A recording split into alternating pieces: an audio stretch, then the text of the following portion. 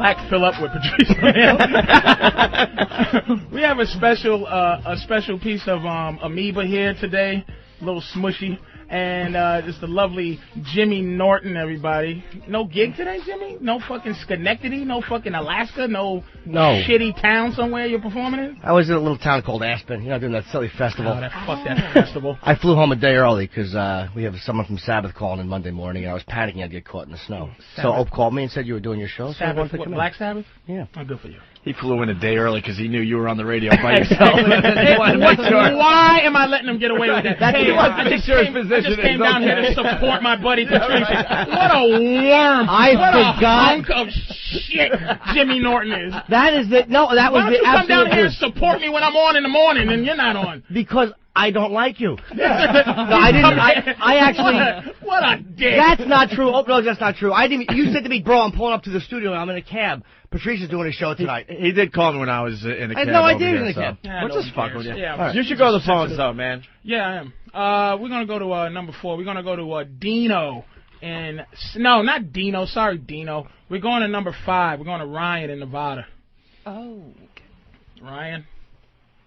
Hello. Hi, Ryan. Hi, sweetie. How we doing, Patrice? I don't know. How you doing? I'm doing fine. Hell, man. I guess I'm alright, man. You's a funny fucking comic, man. You and Jimmy Norton. Well, that's argumentative. Why do you What's have up, to man? hurt What's me? going on? I'm only fucking around. I could have been Hey, me. man. All right, go ahead, man.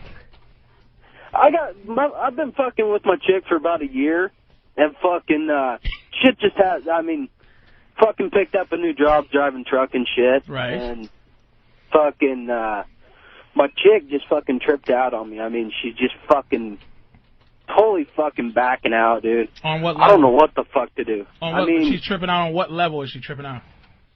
She's fucking going into all this shit about marriage and fucking all that shit. And, I mean, I'm just fucking chilling where I'm at, but So basically what you're saying, let's try to figure this out.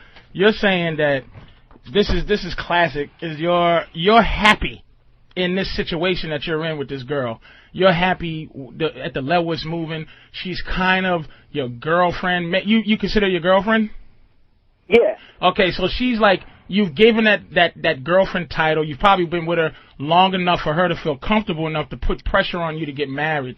But you got to understand, this is not her fault. See, there's a lot of things you have to understand, fellas out there, is that what women do when they do these things, when they pressure you to marry them and they pressure you to do what they do, it's not their fault. That's what the fuck they do. So you have to dismiss what she wants. Dismiss that whole thing. She wants to get married because that's what she wants to do anyway. But that's like them wanting to get married is like saying I want to eat or I want to fucking wake up and look at something. That's what that marriage thing is to them. What you have to do is reestablish your shit. Now, one thing you have to do is you have to be able to take a L. And a L in the hood means you have to be not afraid to take a loss to get your point across. So when she says and gives you that ultimatum, if you look like you're sweating and you're blinking and you're nervous about her leaving, she will take advantage of that. You understand? So when she says, we're going to get married, and you have to go, you know what, sweetie, and you don't get mad. See, that's what we have over women, is that we are not as emotional as them. We rationalize much more than they do. So if she's going, I want to get married, here's what you do. Ask her why.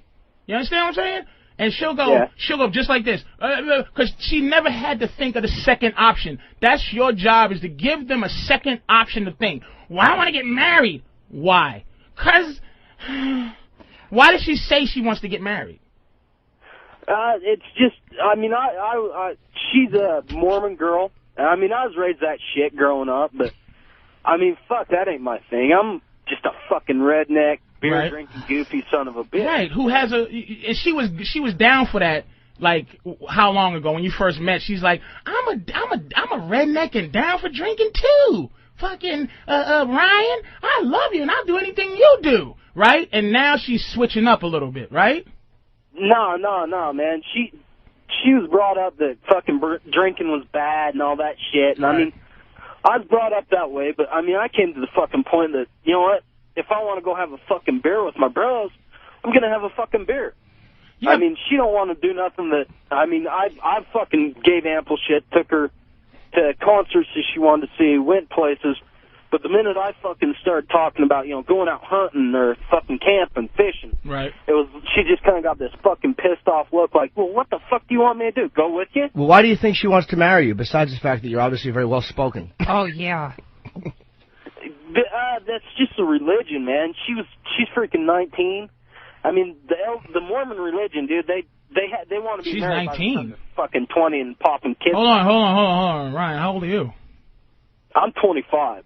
She's a 19-year-old and she wants to get Don't married. get married till you're at least 35. I'm gonna tell you what's going on there. I didn't even realize her age. She's living by the ABCs of life right now. You understand what I'm saying? Like, you've moved on. You might have thought something when you was 18, but you've moved on in your mind to 25.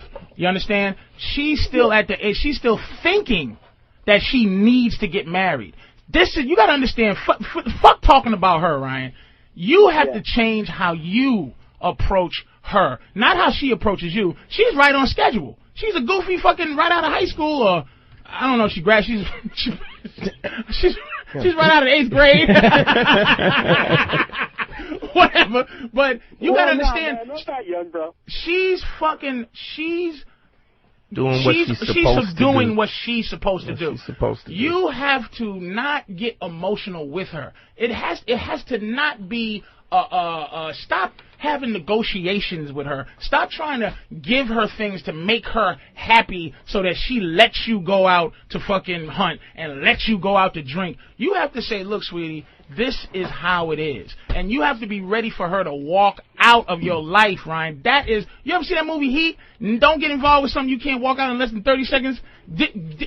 Make her, pressure her to make a decision. Because one thing women need from you that if you don't give them, they fucking flap around like a fish out of water, is emotions. If she goes, I gotta get married, and I don't want you to go hunting, and you go, oh, sweetie, we're not gonna get married for a while, and I don't know when, and I'm going hunting right now.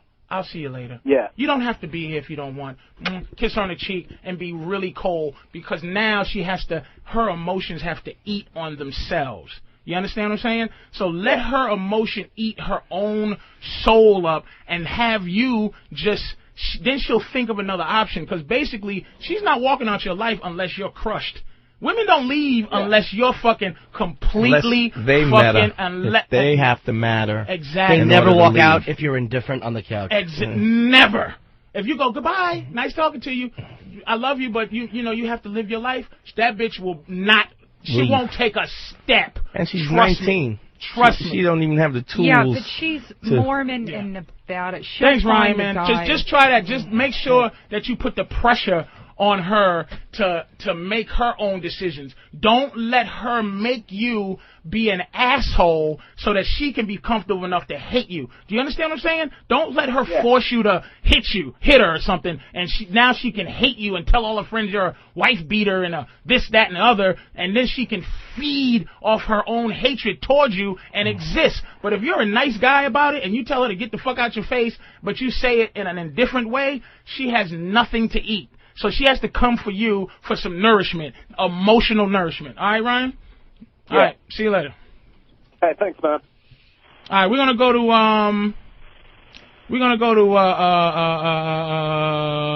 number 3, Rob in Ohio. Rob.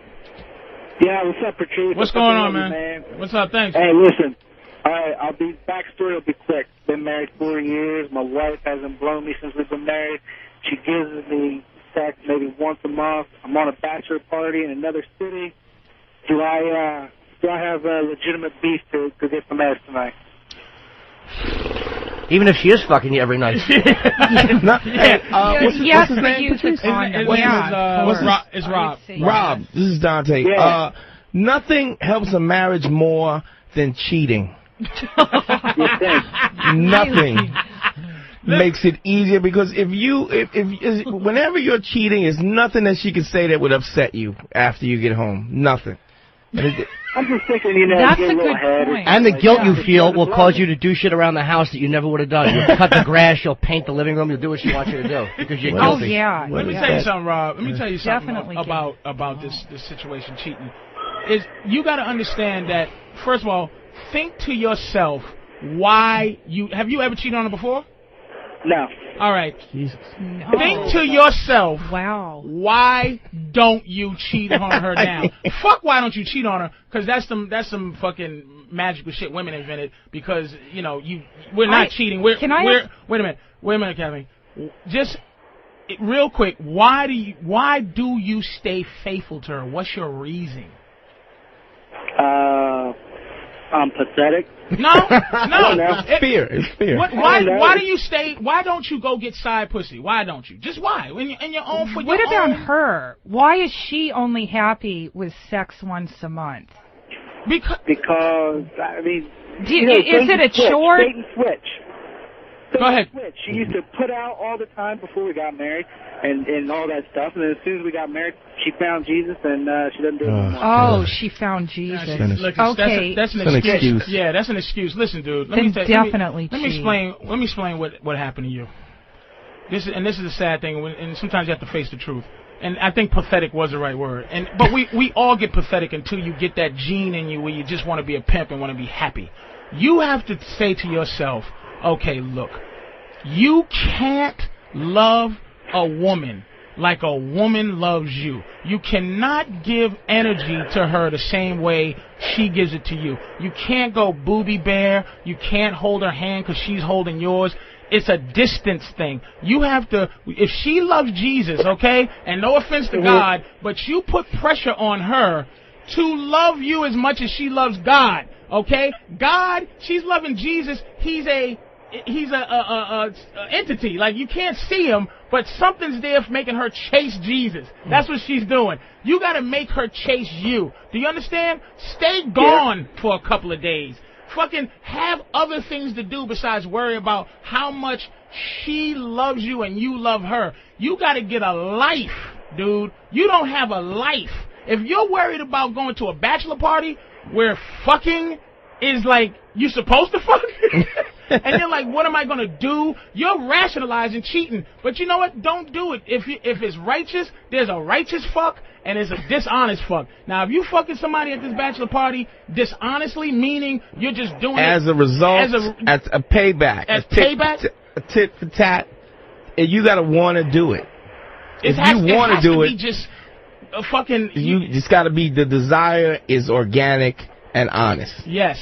So if you're gonna go to this bachelor party and get some righteous pussy, don't even look back, because it's not about her. What do you do do you masturbate a lot? Is that it? No, I just deal with it. He jerks off. Yeah, a lot. And dude, if she's so into Jesus, and if nothing else works, just grow a beard and put on a loincloth and say, "Blow with me." I was thinking that if you can get her to think of sex and religion together, it could be kind of hot. You don't have. Here's what you do. It's very easy, man. They don't want what they can have, and right now I think she has you, because even in your attempt to be evil, you're still kind of like have a worthless kind of self-image. You can't cheat and be thinking about how you're hurting her. You understand what I'm saying? You have to, if cheating on her helps your self-esteem, you do it, but you do it righteous to help you, not to as a result that she won't suck your dick. I'm gonna show her. Well, you're assuming this is a vindictive blowjob. Maybe he just wants a blowjob. I'm asking him, if he does, then yeah. All right, thanks a lot, man. Thanks, Rob. Thanks a lot, man. All right, we're going to go to, who's good? Half black, half white. I want to see what you have to say to Brian in Chicago. All right, that's who we need. All right, let's say hi to Brian in Chicago. You're on with Patrice O'Neill. Hi, guys. Thank you for taking my call. Thanks, man. Hey, I have a kind of a strange question. I'm in an area where there are a lot of seemingly materialistic chicks, and I'm always going out on dates, always going out with these girls, and after you get past the surface of getting to know a girl, there's nothing, because they care more about what you can buy for them instead of what you can do and how you can treat them. Mm-hmm. Is there like a pre-screening thing that you could suggest so I don't have to waste my time with these materialistic bitches? No.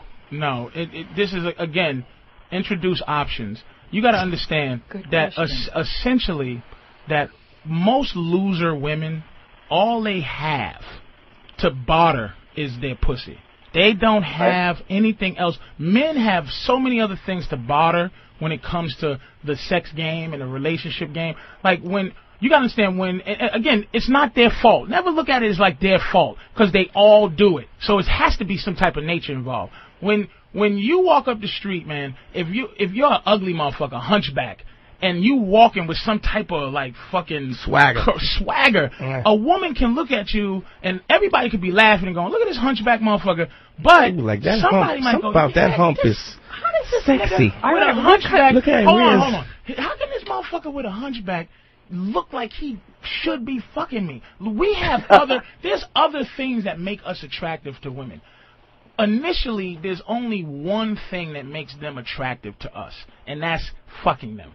And then it builds from there. But they like us more than fucking us on the front end, and then they like us like for fucking us in the back end. We like them to fuck them in the front end, and then we go, wow, she's kind of cool on the back end. So basically, you got to understand that when you're meeting these women, essentially they're losers.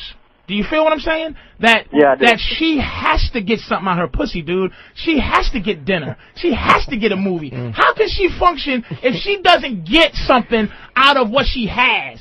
So it's a barter system, but you got to think of it like this: that our bodies aren't as important to us as their bodies are. So when you're taking her out to dinner and spending time with her and taking her to the movies, you got to understand that that's her way of fucking you. And if you take her out 5 times, she fucked you 5 times, and you haven't fucked her yet. So basically what you're doing is driving down a one-way street behind this bitch, a narrow one-way street behind her, and you can't pass her. So if you find yourself getting stuck behind a chick in a one-way, you turn off the first available exit and you get the fuck off that road so you can either get in front or you try to get in a situation where you're ahead, because you can never get ahead like by making a stand on the back end. Let me explain. It's a thing called the punk test. When I was younger, this dude fucking robbed me for my first piece of jewelry I ever had. And before he actually stuck that gun in my face, he knew he was going to rob me. He knew he could rob me because he did a series of things that made him know this motherfucker's a pussy. He bumped into me, and I'm like, hey, why'd you step on my feet? Why'd you do that? He walked up behind me. He was like saying shit under his breath like, this motherfucker sucks, this, that, and the other. And then once he made the move to rob me, he really didn't need a gun because he already knew he had me. So when a woman gets you like that, dude, you can't get from under that rock by now like showing your manhood card. Gradual. It's a gradual. When she sees that she took your manhood, that she's this guy's in love with me. This guy, I know a girl that said, I don't let nobody pull my hair until I tell them to. Bitch, shut the fuck up. You got to say to yourself that I am the director of my movie. Bitch, you in my movie. So if you take a chick out to dinner, yes, that's the fair thing to do. But don't take her out twice until, as soon as you get that fucking gut feeling that the world tries to take away from a man, that we want to fuck. You know that thing that, oh, it's not right to want to fuck. We want to fuck, bitch. As soon as you breathe, as soon as we see you, we want to fuck. It is what it is. So when you take her out to dinner, I'm telling you, you introduce fucking right after dinner.